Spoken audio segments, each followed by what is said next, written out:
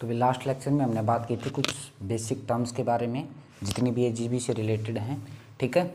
और आज का जो लेक्चर है, इस लेक्चर में हम बात करेंगे बेसिकली सिलेक्शन के बारे में कि क्या क्या तो बेसिस हैं सिलेक्शन के, क्यों इम्पोर्टेंट है और क्या इसके मेथड हैं सिलेक्शन करने के, ठीक है। तो पिछले लेक्चर में हमने जनरल डेफिनेशंस के बारे में बात की थी। आज के इस लेक्चर में हम किसके बारे में बात करेंगे? सिलेक्शन के बारे में बात करेंगे। इससे बेसिकली कभी ना कभी क्वेश्चन पूछा जाता है। तो आज के इस लेक्चर में हम क्या है, पूरा का पूरा जो सिलेक्शन है, सिलेक्शन के बारे में बात करेंगे, ठीक है। तो सबसे पहले बात करें सिलेक्शन। तो भी सिलेक्शन का मतलब क्या है? सिलेक्शन का मतलब भी जैसे कि भी वर्ड से पता चल रहा है, सिलेक्शन क्या मतलब है? छांटना, किसी भी चीज़ को छांटना। तो सिलेक्शन का मतलब क्या है कि भी कुछ ऐसे इंडिविजुअल, ऐसे एनिमल्स जिनको हम सेलेक्ट कर लेंगे आगे रिप्रोड्यूस करवाने के लिए, आगे जनरेशन प्रोड्यूस करवाने के लिए, जिनमें क्या है, सुपीरियरिटी है, जिनमें या तो भाई जिनका मिल्क प्रोडक्शन अच्छा है, जिनमें फैट परसेंटेज अच्छा है, मीट की क्वालिटी अच्छी है, कि हमारी रिक्वायरमेंट क्या है, उस बेसिस पे हम कुछ एनिमल को तो क्या है सेलेक्ट कर लेंगे और कुछ एनिमल को क्या है कल कर देंगे, ठीक है। तो मैं बात करूँ भी सिलेक्शन है, सिलेक्शन का मोटो क्या है भी, हम क्यों कर रहे हैं, इसका बेसिक एम क्या है कि सिलेक्ट करेंगे बेस्ट एनिमल हैं जो हमारे, उनको तो हम रख लेंगे और जो पुअर हैं, जिनका परफॉर्मेंस पुअर है, उनको क्या हम कल कर देंगे, ठीक है। तो ये हमारे सिलेक्शन का मेन मोटिव है। तो इससे क्या है कि जो फेवरेबल जेनेटिक मटेरियल है, जो हमें जेनेटिक मटेरियल चाहिए हमें, जिसकी रिक्वायरमेंट है, उन एनिमल को तो क्या हम रखेंगे, उन्हीं को आगे आगे रिप्रोड्यूस करवाएंगे, उन्हीं से आगे आगे हम क्या है प्रोजेनी लेंगे और फिर उससे क्या है परफॉर्मेंस अच्छी आएगी। तो ये हमारे सिलेक्शन का क्या है बेसिक मोटो है। इसके बाद हम बात करें, अच्छा एक सिलेक्शन का भी बेनिफिट क्या है। जैसे भी इसका बेनिफिट ये है कि हमने जैसे कि कोई बुल आइडेंटिफाई कर लिया कि भी किसी बुल के क्या है जो कैरेक्टर हैं वो काफ़ी अच्छे हैं, उससे हम क्या है प्रोजेनी ले लेंगे। इवन आफ्टर कि अगर बुल की डेथ भी हो गई ना, तो भी जो उसके सुपीरियर कैरेक्टर्स हैं, जो भी उसके अच्छे कैरेक्टर हैं, वो क्या उसकी पूरी प्रोजेनी में आ जाएंगे, आगे बच्चों में आ जाएंगे। तो ये भी एक इसका फ़ायदा, ठीक है। इसके बाद मैं बात करूँ कि बेसिस ऑफ सिलेक्शन, किस किस बेस पे हम सिलेक्शन करते हैं, बेसिस ऑफ सिलेक्शन। इसके बारे में एक एक के बारे में हम बात करेंगे। सबसे पहले है इंडिविजुअल सिलेक्शन।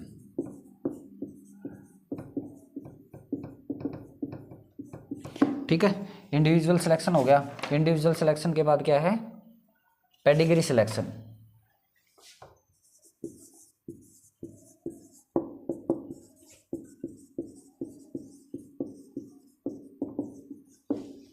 पेडिग्री सिलेक्शन है। इसके बाद है कोलेटरल सिलेक्शन,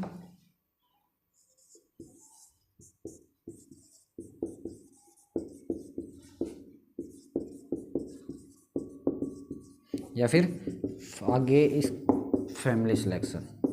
इनको अलग अलग भी पढ़ सकते हैं, इकट्ठा ही पढ़ सकते हैं। इसके बाद आएगा प्रोजेनी टेस्टिंग।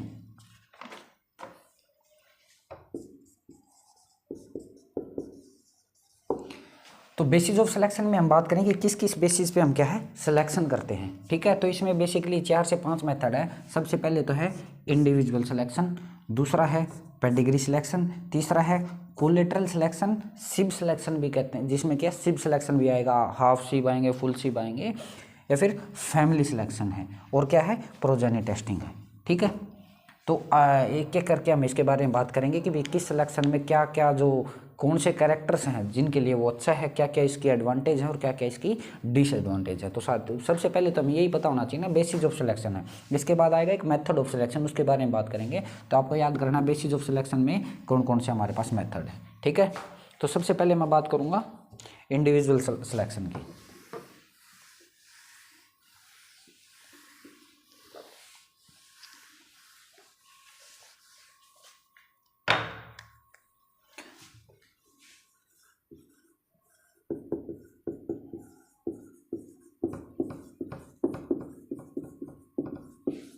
अच्छा, इंडिविजुअल सिलेक्शन की बात करें तो इसका नाम क्या है, एक परफॉर्मेंस सिलेक्शन भी इसका नाम है, परफॉर्मेंस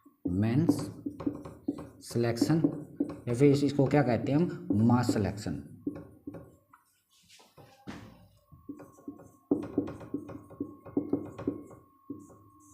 ठीक है। तो इंडिविजुअल सिलेक्शन की सबसे पहले बारे में बात करेंगे। तो सबसे पहला तो क्वेश्चन यही है कि भी परफॉर्मेंस सिलेक्शन का दूसरा नाम क्या है, तो क्या है इंडिविजुअल सिलेक्शन, या फिर इसको हम क्या कह सकते हैं, मास सिलेक्शन कह सकते हैं। इंडिविजुअल सिलेक्शन का मतलब क्या है, इंडिविजुअल जैसे नाम से पता चल रहा है एक सिंगल पर्सन को सेलेक्ट करना। हम किसको कैसे सेलेक्ट कर सकते हैं, हम इसको सेलेक्ट कर सकते हैं उसकी परफॉर्मेंस के बेसिस पे, परफॉर्मेंस के बेसिस पे, उसके फिनोटिपिक कैरेक्टर्स के बेसिस पे जो हमें दिखाई दे रहे हैं, फिनोटिपिक ट्रेट्स के बेसिस पे। जैसे भी ऑन फील्ड हम गए, हम साधारण भाषा में इसके बारे में बात करेंगे। हमने कोई भाई भैंस देखी जिसका क्या है दूध अच्छा है, तो हम उसको सेलेक्ट कर लेंगे क्योंकि हमने उसको जाके देखा है भाई उसकी हाइट अच्छी है, दूसरा उसका दूध का प्रोडक्शन अच्छा है, या फिर उसमें फैट की क्वालिटी अच्छी है। तो इंडिविजुअल हमने उस भैंस को देखा ना, हमने डायरेक्ट क्या है उसको सेलेक्ट कर लिया, तो क्या किस में आ जाएगा, ये इंडिविजुअल सिलेक्शन में आ जाएगा। ठीक है, एक सिंगल एनिमल को हमने सेलेक्ट किया है, किसके लिए सेलेक्ट करेंगे, फ्यूचर ब्रीडिंग के लिए हम सेलेक्ट करेंगे। हमने सिंगल एनिमल को क्या सेलेक्ट कर लिया, उससे आगे क्या हम उसकी फ्यूचर ब्रीडिंग करवाएंगे। ठीक है, तो ये होता है इंडिविजुअल सिलेक्शन। अच्छा, इसको हम क्या कहते हैं, मास सिलेक्शन कहेंगे कि भी फिनोटिपिक वैल्यू के बेस पर हम लार्ज एनिमल को सिलेक्ट कर लेंगे, तो इस सिलेक्शन का दूसरा नाम क्या भी है, मास सिलेक्शन है। अभी जैसे कि हमने कोई डायरी खोली तो हम ऐसे एनिमल्स को ले आए जिनका क्या है, हमने जाकर डायरेक्ट देखा भी दूध बहुत ज़्यादा इनमें, तो हम उनको सबको ले आए, तो क्या होगा, एक मास सिलेक्शन हो गया। डायरेक्ट फिनोटिपिक वैल्यू के बेस पर इसका सिलेक्शन करना वो है मास सिलेक्शन। ठीक है, तो ब्रीडिंग वैल्यू है किसी भी एनिमल की, जैसे ब्रीडिंग वैल्यू के बारे में भी बात की थी हमने, तो ब्रीडिंग वैल्यू किसके बेस पे एस्टिमेटेड की जाती है, phenotypic value of individual. Phenotypic value of individual की भी मीन ऑफ पॉपुलेशन से वो कितना वेरी कर रहा है, तो इसका एक फॉर्मूला भी है, प्रोबेबल ब्रीडिंग वैल्यू। ठीक है, इसका फॉर्मूला क्या है,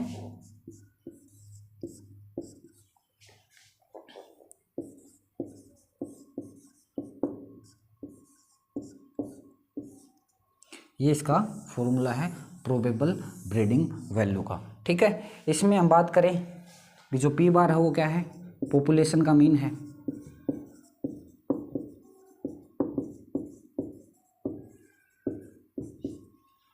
पी आई क्या है, इंडिविजुअल का मीन है।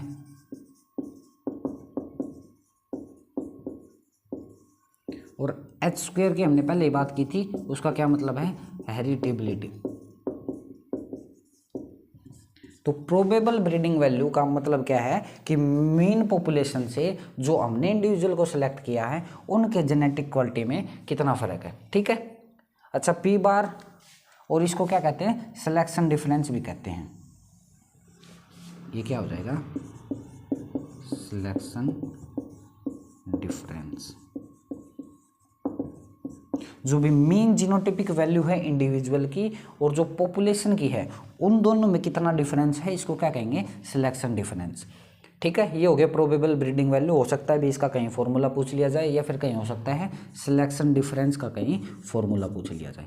ठीक है, तो ये आपको याद रखना है, फिनोटिपिक ट्रेट्स के बेस पे हम डायरेक्ट किसी भी एनिमल को सेलेक्ट करें तो उसको क्या कहेंगे, इंडिविजुअल सिलेक्शन। इसके अलावा इसका क्या नाम है, परफॉर्मेंस सिलेक्शन या फिर मास सिलेक्शन।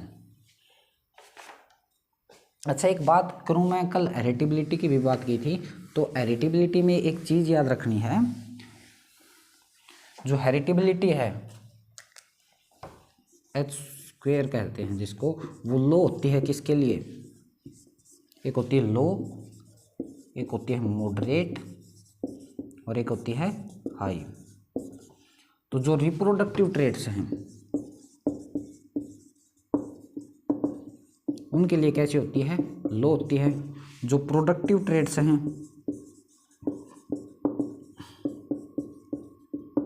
उनके लिए कैसी होती है, मॉडरेट होती है। और जो अनाटॉमिकल मेजरमेंट्स हैं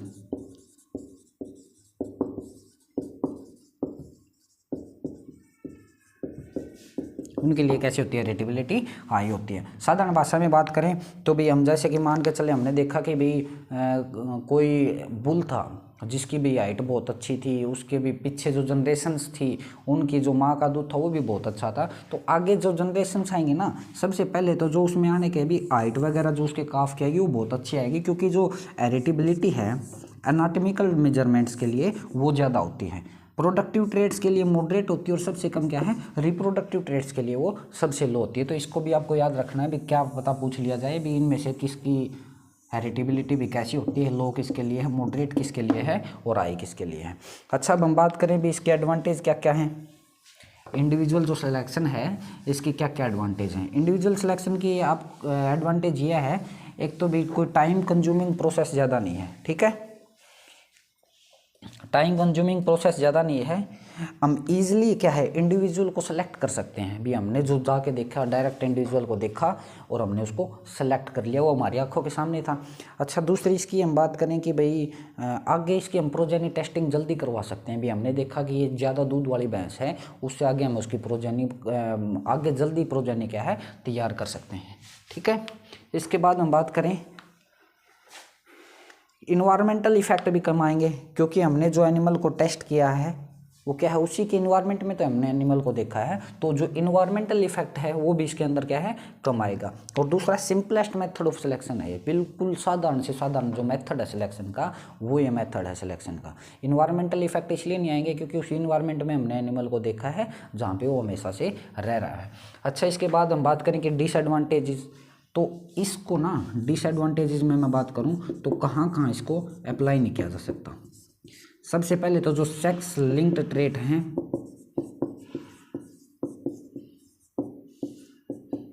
उसमें इसको अप्लाई नहीं किया जाता। इसके बाद हम बात करें कि when the trait expressed in later stage, जैसे भी मीट वगैरह की या आफ्टर डेथ, तो वहाँ पे इसको अप्लाई नहीं किया जा सकता। या फिर क्या है, लो हेरिटेबिलिटी हो तो वहाँ पे भी इसको अप्लाई नहीं किया जा सकता। तो देखो डिसएडवांटेज क्या क्या हैं। सेक्स लिंक्ड ट्रेड्स के लिए इसको अप्लाई नहीं किया जा सकता। ऐसे ट्रेड्स जो डेथ के बाद पता चलें, जैसे कि मीट प्रोडक्शन वगैरह के लिए है पिग्स में, वहाँ इसको इस्तेमाल नहीं किया जा सकता। लो हेरिटेबिलिटी है, अगर किसी करेक्टर की किसी ट्रेट की हेरिटेबिलिटी हमें पता हो लो है तो वहाँ पे भी इसको अप्लाई नहीं किया जा सकता। तो हम बात करें भी इसको अप्लाई कहाँ किया जा सकता है, तो सबसे पहले तो जैसे फीमेल्स का अगर सिलेक्शन करना तो वहाँ इसको हम अप्लाई नहीं करेंगे, क्योंकि फीमेल्स में क्या है कि जैसे कि मिल्क प्रोडक्शन हो, पर्टिकुलर क्या है सेक्स लिंक ट्रेड्स के लिए कि मिल्क प्रोडक्शन फीमेल ही कर सकती है, तो वहाँ पे इसको हम अप्लाई नहीं कर सकते। इसको हम अप्लाई कर सकते हो तो मेल वगैरह में अप्लाई कर सकते हैं भी, मेल के सिलेक्शन में इसको अप्लाई कर सकते हैं, या फिर हम ऐसे करेक्टर्स में इसको अप्लाई कर सकते हैं जहाँ पे क्या है हेरिटेबिलिटी आई हो, ठीक है। तो इसको अप्लाई कहाँ करेंगे, इसको अप्लाई वहाँ करेंगे जहाँ हेरिटेबिलिटी क्या है, हेरिटेबिलिटी क्या है, हाई है। हेरिटेबिलिटी हाई होगी वहाँ इसको अप्लाई करेंगे। दूसरा क्या अप्लाई करेंगे, मेल के सिलेक्शन में इसको अप्लाई करेंगे, ठीक है। तो इसमें ये याद रखने वाली बात है कि भी इंडिविजुअल सिलेक्शन को हम कहाँ अप्लाई कर सकते हैं और कहाँ हम इसको अप्लाई नहीं कर सकते, ठीक है। तो इसको अप्लाई कहाँ करेंगे, जहाँ हेरिटेबिलिटी हाई है। दूसरा है मेल के सिलेक्शन में इसको हम अप्लाई कर सकते हैं, ठीक है। इसके बाद ये हो गया हमारा इंडिविजुअल सिलेक्शन।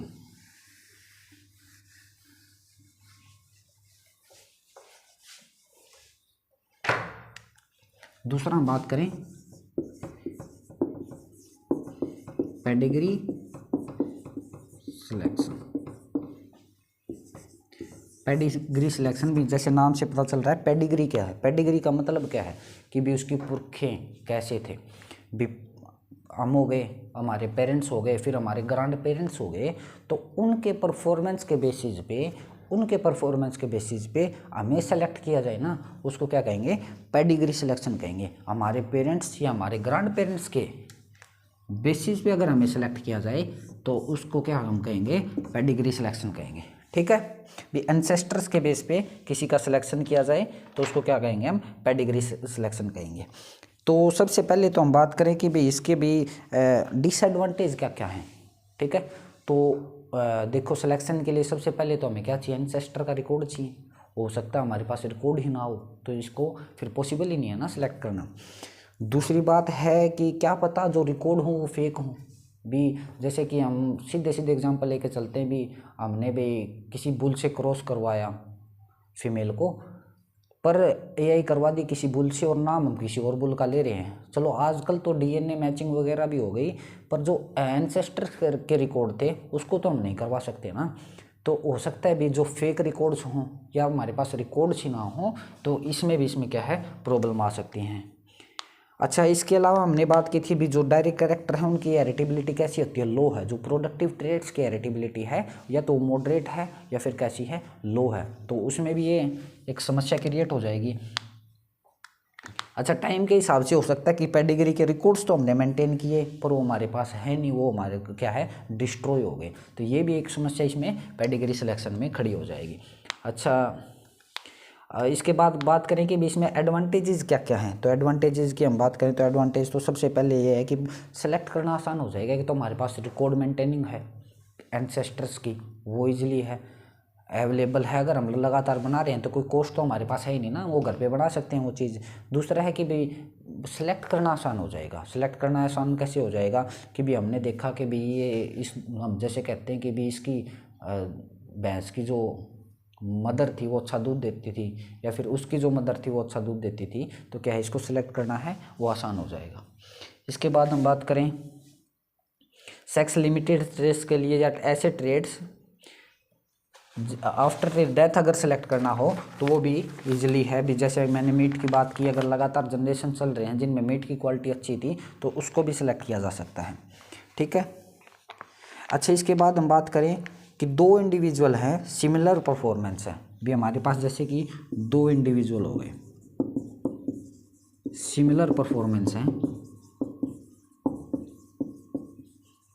तो हम किस इंडिविजुअल को सिलेक्ट करेंगे जिसका क्या है खरना अच्छा है, जिसकी पेडिग्री अच्छी है, ठीक है, जिसके भी पेरेंट्स या ग्रांड पेरेंट्स ने क्या है दो इंडिविजुअल हैं सिमिलर हैं, पर हम ये मान के चल रहे हैं इसके ग्रांड पेरेंट्स या ग्रांड पेरेंट्स का क्या था अच्छा परफॉर्मेंस था, इसका जो परफॉर्मेंस था वो पुअर था। तो हम किसको सिलेक्ट करेंगे, ऐसे को सिलेक्ट करेंगे जिनके पेरेंट्स या ग्रांड पेरेंट्स का परफॉर्मेंस अच्छा था, तो उस इंडिविजुअल को हम सिलेक्ट करेंगे इसमें, ठीक है।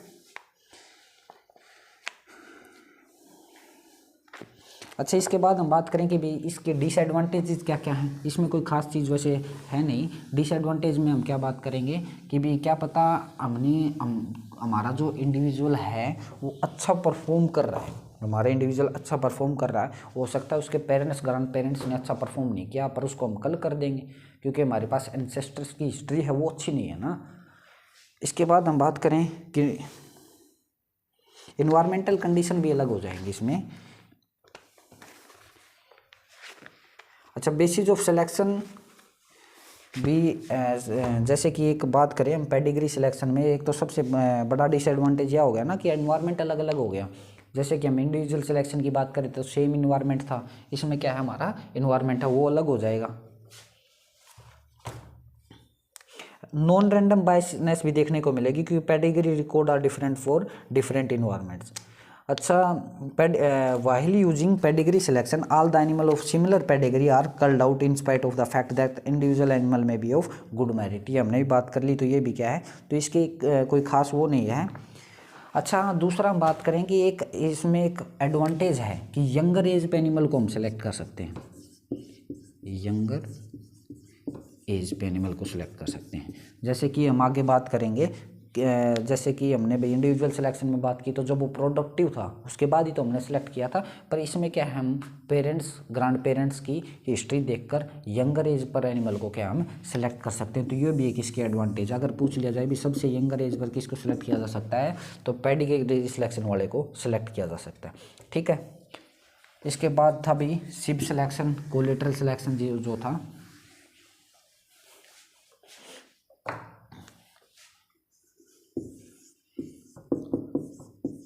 सिब सिलेक्शन। अच्छा, सिब्स भी दो हैं, हाफ सिब, फुल सिब और हाफ सिब, फुल सिब्स और हाफ सिब्स। फुल सिब्स कौन से होते हैं जिनके दोनों पेरेंट्स कॉमन हो, बोथ पेरेंट्स कॉमन।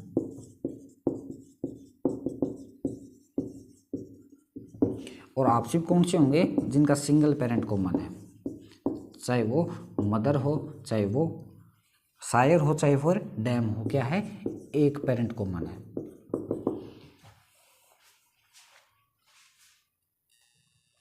तो क्या है इसमें कि इंडिविजुअल का सिलेक्शन है वो सिब्स के बेसिस पे किया जाए कि उसके जो फुल सिब्स हैं जिनके पेरेंट्स कॉमन है वो कैसा परफॉर्म कर रहे हैं, या हाफ सिब हैं सिंगल पेरेंट्स कॉमन है वो कैसा परफॉर्म कर रहे हैं। तो इस बेसिस पे अगर सिलेक्शन किया जाए इंडिविजुअल का सिलेक्शन, उनके जो सिब्स हैं उनके परफॉर्मेंस के बेसिस पे किया जाए तो उसको क्या कहेंगे, सिब सिलेक्शन कहेंगे। अच्छा एक बात करूँ मैं कि बेसिक सिब सिलेक्शन, तो ये भी हो गया हाफ सिब सिलेक्शन या फुल सिब सिलेक्शन। अब कहाँ कहाँ इसको किया जा सकता है, जैसे कि भी मैंने इंडिविजुअल सिलेक्शन में बात की थी कि भी उसको सेक्स लिंक्ड ट्रेड्स के लिए नहीं किया जा सकता, लो हेरिटेबल ट्रेड्स के लिए नहीं किया जा सकता, और ऐसे ट्रेड्स के लिए नहीं किया जा सकता जो एक्सप्रेस होते हैं आफ्टर द डेथ। ठीक है,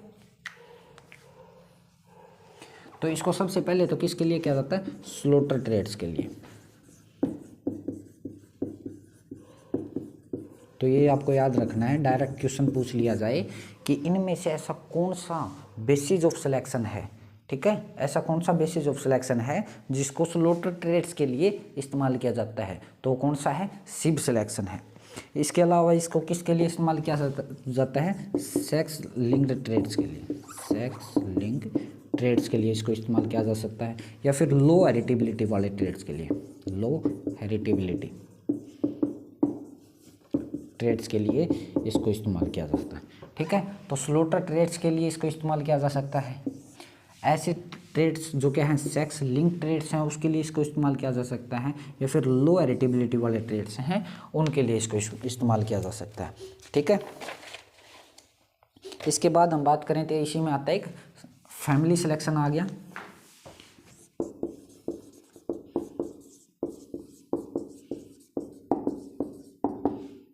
फैमिली सिलेक्शन में क्या होता है कि खुद की परफॉर्मेंस प्लस सिब की परफॉर्मेंस दोनों को मिला के सिलेक्ट किया जाए, उसको क्या कहेंगे, फैमिली सिलेक्शन कहेंगे।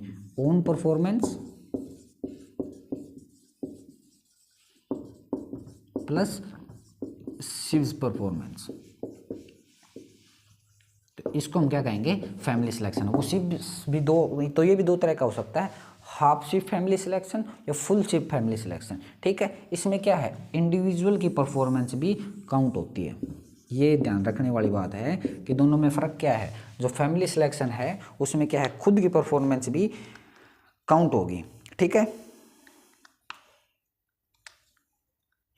तो एक तो इसमें अब इसकी एडवांटेजेस की बात करें तो इसमें भी क्या है, जो लो हेरिटेबिलिटी वाले ट्रेड्स हैं उनको भी इसमें इन्वॉल्व किया जा सकता है। जो लो हेरिटेबिलिटी ट्रेड्स हैं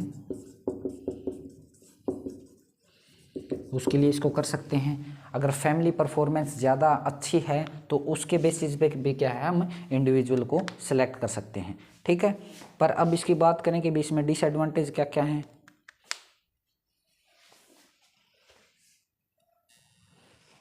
बीच में डिसएडवांटेजेस की बात करें तो एक मेथड क्या है, कई बार कॉस्टली हो जाता है, और दूसरा कि अगर कंटिन्यूस एक फैमिली के अंदर ब्रीडिंग चल रही तो उससे क्या होगा, इन ब्रीडिंग डिप्रेशन भी क्रिएट हो जाता है। ठीक है, पर इसमें हमने क्या ही चीज़ याद रखनी है कि भी स्लॉटर ट्रेड्स के लिए सिब सिलेक्शन, सेक्स लिंक ट्रेड्स के लिए सिब सिलेक्शन, या लो हेरिटेबिलिटी ट्रेड्स के लिए हम क्या है, सिब सिलेक्शन का इस्तेमाल कर सकते हैं। फैमिली सिलेक्शन कब हो जाएगा, सिब की परफॉर्मेंस प्लस खुद की परफॉर्मेंस दोनों को मिला के जो सिलेक्शन किया जाए वो कौन सा हो जाता है, फैमिली सिलेक्शन। इसके बाद हम बात करेंगे प्रोजेनी टेस्टिंग की।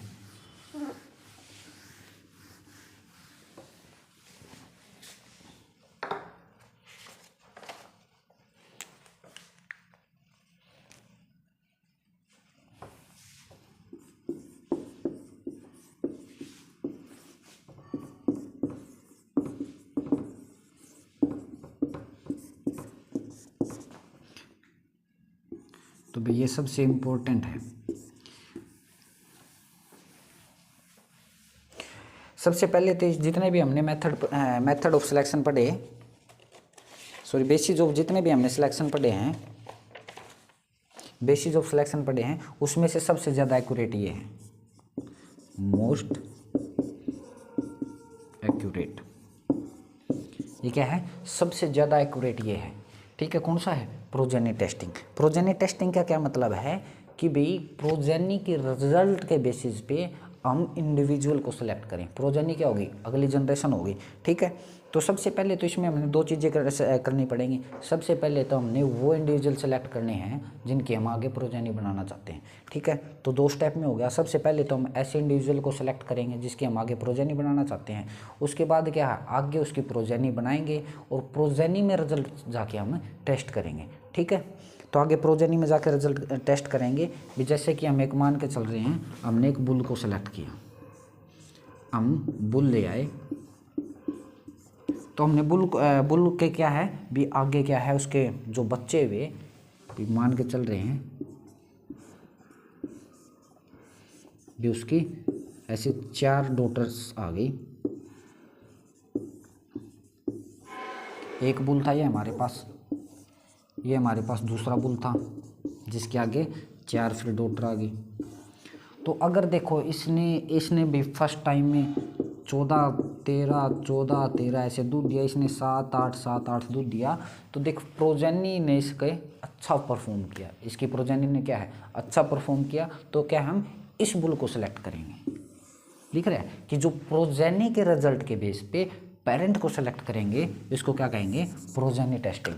ठीक है, इसको हमने सेलेक्ट क्यों नहीं किया कि जो इसके जो आगे बच्चे आए थे उनका दूध का प्रोडक्शन था वो अच्छा नहीं था। ऐसे ही हम भी मीट की क्वालिटी के बारे में बात कर सकते हैं या फिर किसी और ट्रेड्स के बारे में बात कर सकते हैं।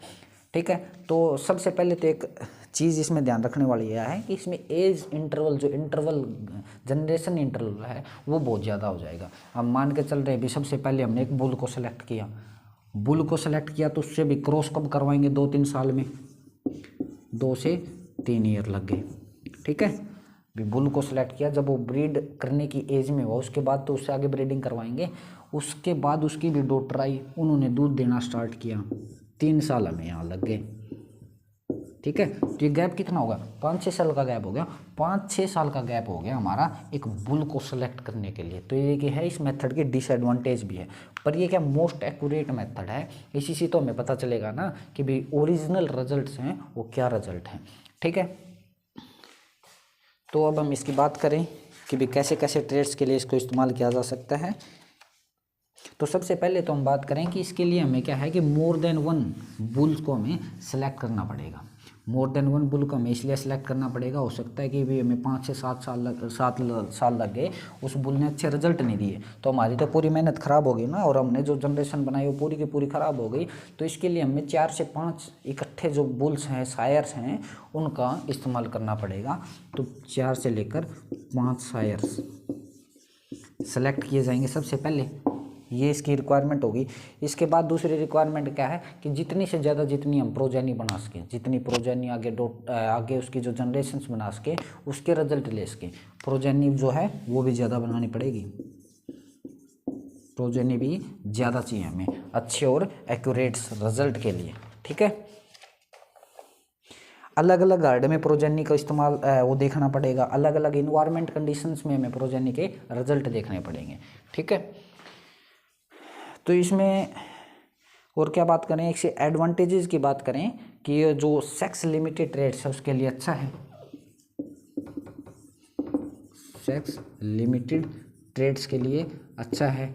लो हेरिटेबल ट्रेड्स है उनके लिए भी अच्छा है। और क्या है, मोस्ट एक्यूरेट है। क्या है ये, मोस्ट एक्यूरेट मेथड है। ठीक है, इसकी एक्यूरेसी कैसे बढ़ेगी, जैसे जैसे प्रोजेनी का नंबर बढ़ता जाएगा तो उससे क्या है इसकी एक्यूरेसी भी बढ़ जाएगी, एक्यूरेसी भी उसकी क्या है बढ़ जाएगी। ठीक है, अच्छा इसके बाद बात करें कि इसके डिसएडवांटेजेस क्या हैं। सबसे पहले तो मैंने बताया कि इंटरवल एज जो जनरेशन इंटरवल है वो बहुत ज़्यादा है। इसके बाद हम बात करें थोड़ा कॉस्टली भी तो पड़ जाएगा, इतनी ज़्यादा हमें क्या है कि भी प्रोजेनी क्रिएट करनी पड़ेगी, उसके बाद हम क्या है बुल को सिलेक्ट करेंगे। ठीक है, अच्छा लो सिलेक्शन इंटेंसिटी होगी कि भी प्रैक्टिकली हम बात करें तो बहुत कम बुल को ही हम क्या है सिलेक्ट कर पाएंगे। ऐसा नहीं कि बहुत सारे एनिमल हमने इकट्ठे ले लिए फिर उसकी बहुत सारी हमने प्रोजेनी बना ली, तो वो प्रैक्टिकली पॉसिबल नहीं होगा। या तो 1 2 3 बुल से ही हम आगे सिलेक्ट कर सकते हैं। जो सिलेक्शन इंटेंसिटी है वो भी इससे क्या है थोड़ी लो हो जाएगी। ठीक है, इसके बाद हम आगे बात करेंगे हमारी होगी जो हमारे बेसिस ऑफ सिलेक्शन थे उनके बारे में हमने बात की भी। इंडिविजुअल था, उसमें शिप्स का सिलेक्शन था, फैमिली सिलेक्शन था, प्रोजेनी टेस्टिंग थी, तो उसके बारे में हमने बात की। ठीक है, इसके बाद हम बात करेंगे मेथड ऑफ सिलेक्शन के बारे में,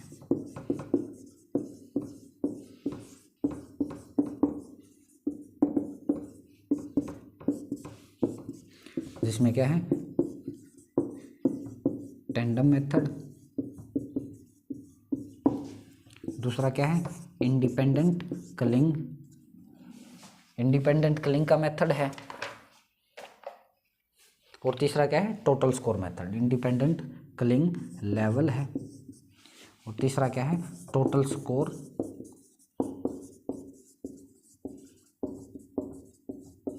या सिलेक्शन इंडेक्स भी इसको कहते हैं, टोटल स्कोर या सिलेक्शन इंडेक्स मेथड।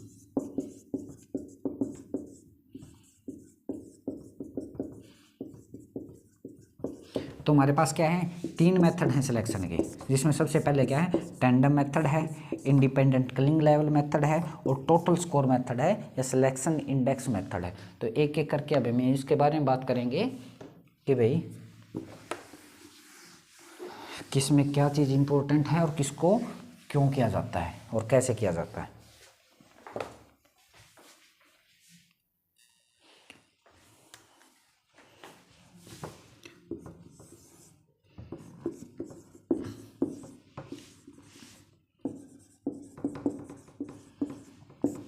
तो टैंडम मेथड की बात करूंगा मैं सबसे पहले। टैंडम मेथड ऑफ सिलेक्शन में क्या किया जाता है भी, इस सबसे पहले तो सबसे कम यूज किया जाने वाला मेथड है वो भी मैं बात करूंगा कि इसमें हम क्या है सिंगल ट्रेड को यूज करते हैं। क्या है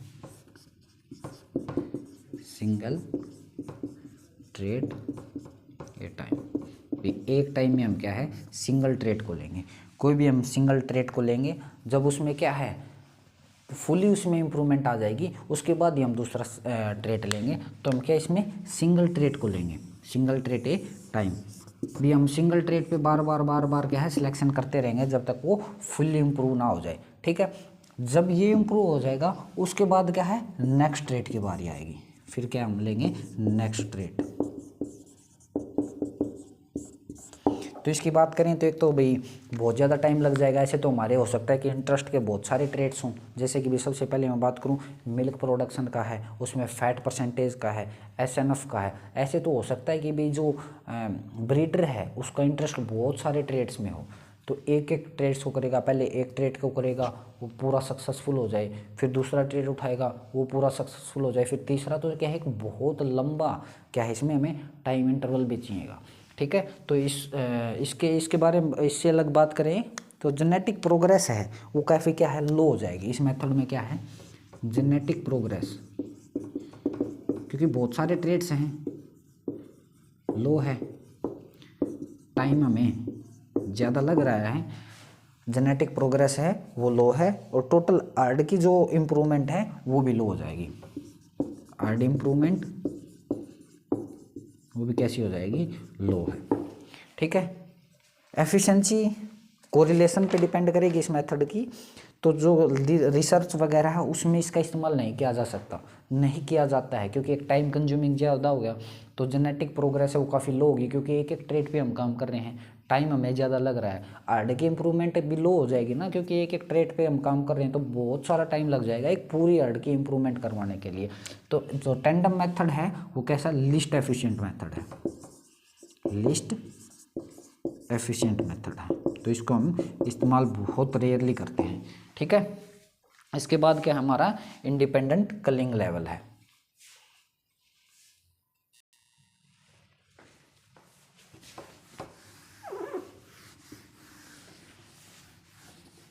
दूसरा हमारा क्या independent culling level.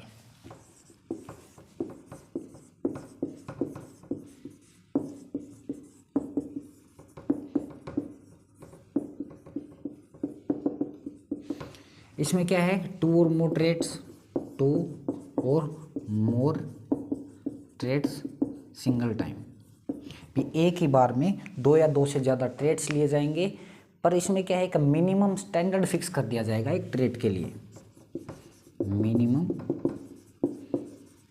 Standard are fixed for a trade.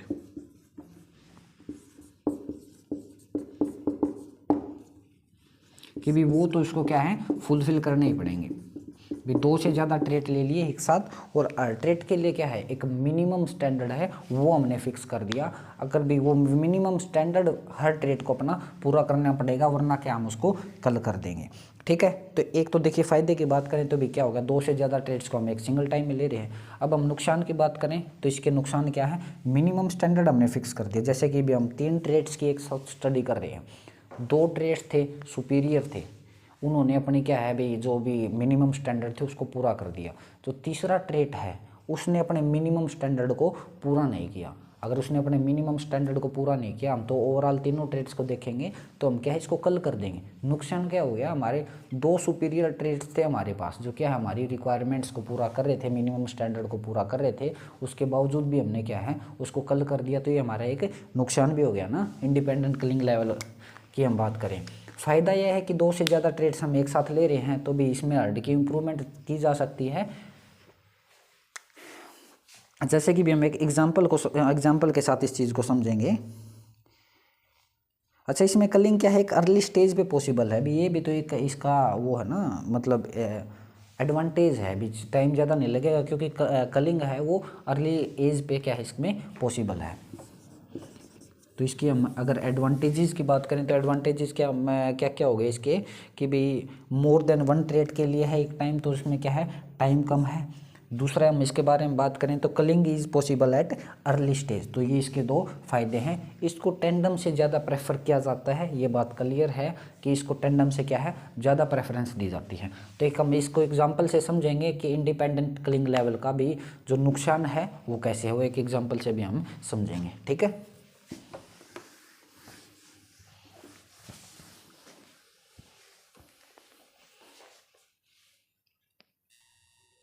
तो भी हम इसको एक एग्जांपल से समझते हैं। जैसे कि भी हमने किसी भी एक ब्रीड के लिए मिनिमम स्टैंडर्ड वो सेट कर दिए। ठीक है, मिनिमम स्टैंडर्ड हमने सेट कर दिए कि age at first calving 40 month होना चाहिए, फर्स्ट लैक्टेशन की यील्ड 2000 लीटर होनी चाहिए, और उसमें फैट का परसेंटेज है जो उसके मिल्क में वो कितना होना चाहिए 8% होना चाहिए। भी हम इन 3 ट्रेड्स को एक साथ लेके चले। ठीक है, हमारे पास एनिमल ए है जिसकी एज एट फर्स्ट काविंग कितनी है 38 मंथ है। ठीक है, 2000 लीटर ये दूध दे रही है और 8% हमारा क्या है फैट का परसेंटेज है। इसके बाद हम बात करें कि हमारे पास एनिमल बी था जिसने 42 मंथ लिए, फर्स्ट काविंग में 2100 लीटर दूध दिया है, फैट परसेंटेज 7% है। तो देखिए मिनिमम तीनों के तीनों रिक्वायरमेंट कौन पूरा कर रहा है, हमारा ए पूरा कर रहा है। तो हमने क्या है ए को सेलेक्ट कर लिया क्योंकि देखिए तीनों रिक्वायरमेंट पूरी कर रहा है ना। Age at first calving 38 month भी जल्दी कर रहा है, 2000 लीटर दूध दे रहा है, फैट का परसेंटेज ज़्यादा दे रहा है। ठीक है, हमने बात की बी का क्या है मिल्क ज़्यादा था, दूध ज़्यादा था, पर उसके बावजूद भी हमने उसको सिलेक्ट नहीं किया। क्यों नहीं सिलेक्ट किया, क्योंकि तीनों मिनिमम स्टैंडर्ड्स को पूरा नहीं कर पा रहा ना। चाहे एक ट्रेड के मिनिमम स्टैंडर्ड हो उसको भी अगर पूरा नहीं कर पाया तो क्या है हम उसको सिलेक्ट नहीं करेंगे। तो ये इस मेथड की क्या है डिसएडवांटेज है। ठीक है,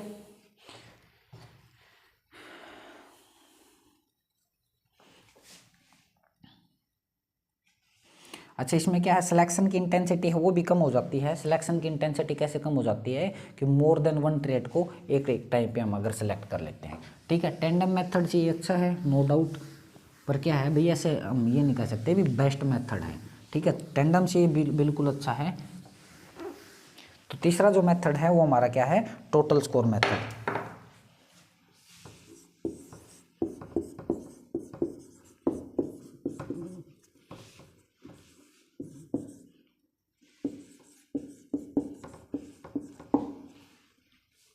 फिर सिलेक्शन इंडेक्स मेथड, सिलेक्शन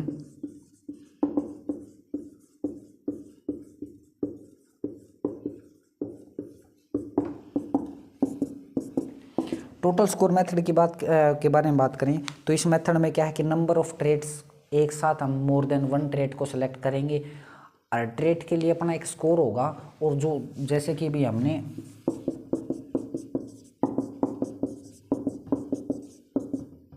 भी एन ट्रेड्स हैं तो ये यहाँ पे क्या है टोटल स्कोर। भी हर ट्रेड का अपना एक स्कोर है, बियर ट्रेट को उसके इकोनॉमिक बेसिस पे हमने एक स्कोर दिया है, भी फैट परसेंटेज का हो गया, मिल्क का हो गया, एनाटॉमिकल स्ट्रक्चर्स का हो गया, एसएनएफ का हो गया। तो और ट्रेट को उसके इकोनॉमिक्स के बेस पे कि भी उसका कितना यूज़ है उसके बेसिस पे हमने एक स्कोर दिया, और ओवरऑल स्कोर सारे ट्रेट्स को इकट्ठा किया, ओवरऑल हमें टोटल स्कोर किया। तो टोटल स्कोर किया इसलिए इसका क्या नाम है, टोटल स्कोर मेथड या सिलेक्शन इंडेक्स मेथड। ठीक है, तो भाई फाइनल क्या है, एक मिनिमम स्टैंडर्ड को सेट कर देते हैं। एक मिनिमम स्टैंडर्ड सेट कर दिया हमने कि भी मिनिमम इतना स्कोर होना चाहिए, उसके ऊपर जाएगा एनिमल तभी हम क्या है उसको सेलेक्ट करेंगे। ठीक है, तो इसके बाद हम बात करें भी अदर मेथड ऑफ सिलेक्शन। तो सबसे पहले तो क्या है, एक बेस्ट मेथड है, बेस्ट मेथड ऑफ सिलेक्शन। तो सबसे बेस्ट मेथड कौन सा सिलेक्शन की, अगर ये क्वेश्चन आ जाए तीनों ऑप्शन हो तो उसमें क्या है, हमारा जो टोटल स्कोर मेथड है या जो सिलेक्शन इंडेक्स मेथड है वो हमारा क्या है, बेस्ट मेथड है सिलेक्शन का। अच्छा, इस मेथड की हम बात करें कि भी ICL जो इंडिपेंडेंट कलिंग लेवल है उसके और इसमें क्या डिफरेंस है। उसमें हमने देखा था जो कलिंग है वो फ्लेक्सिबल नहीं है भी, अगर कोई भी एक मिनिमम स्टैंडर्ड है हमारा उसको पूरा नहीं कर पा रहा था हम उसको क्या है कल कर देंगे। पर इसमें जो कलिंग है वो फ्लेक्सिबल है क्योंकि ये क्या है टोटल स्कोर के बेस पर है, और एक ट्रेड को अपना क्या है एक टोटल स्कोर दिया जा रहा है, तो उसमें क्या है फ्लेक्सिबल नहीं थी कलिंग, इसमें क्या है फ्लेक्सिबल है कलिंग।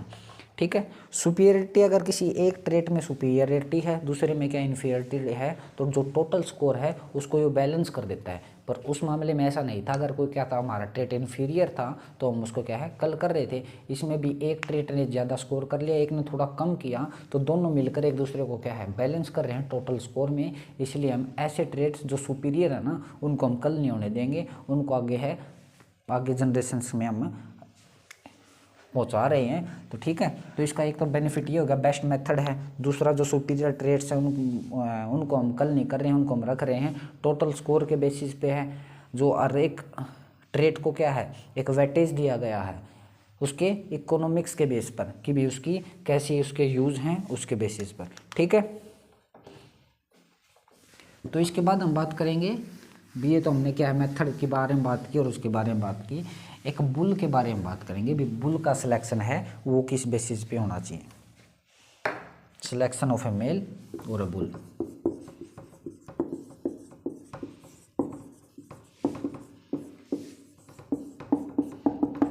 भी देखिए जो बुल का सिलेक्शन है ना वो बहुत इम्पोर्टेंट है अगर हम आगे भी प्रोजेनी को सुधारना चाह रहे हैं। तो अगर इसके बारे में बात करें कि इम्पोर्टेंट क्यों है, क्योंकि भी अगर बात करें एक फीमेल है, फीमेल भी अपने लाइफ में कितने बच्चे दे देगी, भी 5 बार डिलीवरी होगी 6 बार डिलीवरी होगी इतनी दे सकती है ना।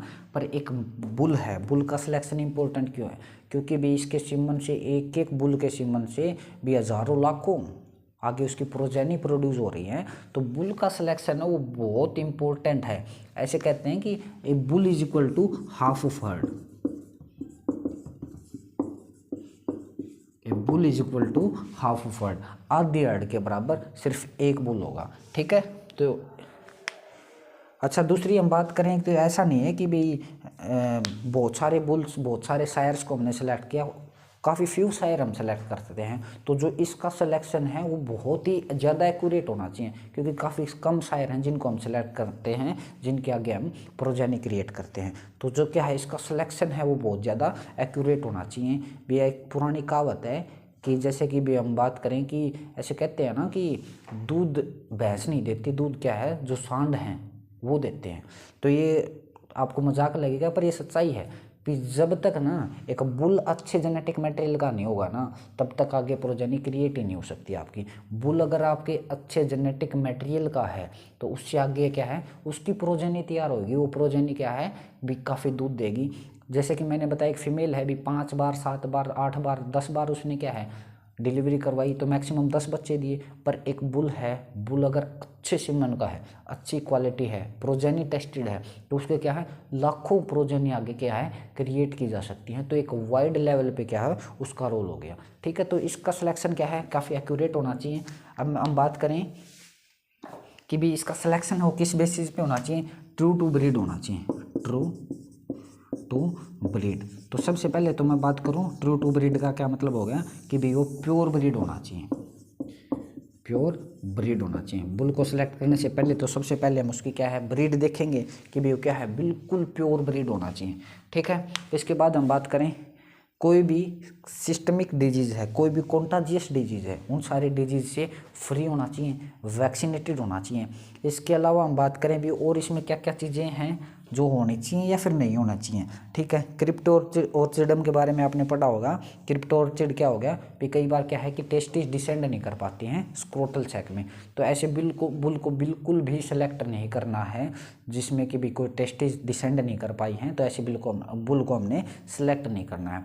इसके बाद हम बात करें कि भी और क्या क्या क्वालिटीज़ होनी चाहिए एक बुल के अंदर, तो उसके जो लिम्ब्स हैं वो अच्छे होने चाहिए, ठीक है। लिम्ब अच्छे होंगे तभी तो माउंटिंग कर पाएगा ना। लिम्ब जो अच्छे होने चाहिए, हैवी होने चाहिए, कोई भी सिस्टमिक डिजीज प्रेजेंट नहीं होने चाहिए, कोई भी कॉन्टाजियस डिजीज उसमें प्रेजेंट नहीं होना चाहिए, वैक्सीनेटेड होना चाहिए हर डिजीज़ के अगेंस्ट। जो मिनिमम क्राइटेरिया है जो वैक्सीनेशन का वो कंप्लीट होना चाहिए, क्योंकि अगर एक बुल भी हमारा इन्फेक्टेड है उससे क्या है एक बहुत लंबी जो जनरेशन है वो सारी की सारी इन्फेक्टेड हो जाएगी।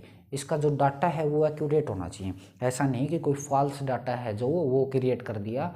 जो इसका जो डाटा है वो प्रॉपर क्लियर क्रिस्टल क्लियर होना चाहिए और एक्यूरेट होना चाहिए। अच्छा, इसके बाद है कि एग्जामिनेशंस के बारे में बात करें।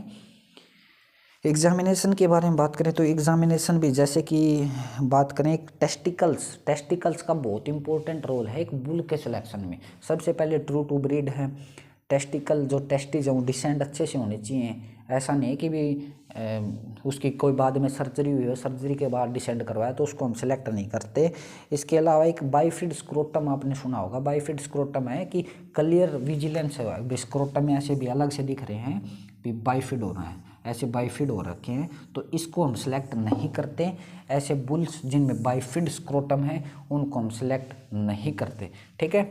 इसके बाद हम बात करें कि हाइंड लिम्ब बुल की थिक होनी चाहिए, स्ट्रॉन्ग होनी चाहिए, हैवी बॉडी है, अच्छा है चलेगा। हाइंड बुल वो होंगे तभी तो क्या है कि भी उसके ऊपर क्या माउंट कर पाएगा। अच्छा, वॉकिंग है, स्टिफनेस नहीं होनी चाहिए गेट में किसी भी तरह की, सारी डिजीज से हमने क्या आके यहाँ बिल्कुल फ्री होना चाहिए, ठीक है। एज ऑफ बुल ज़्यादा नहीं होनी चाहिए, शाइनिंग होना चाहिए, बुल एक्टिव होना चाहिए, ठीक है। शाइनिंग होगा एक्टिव होगा।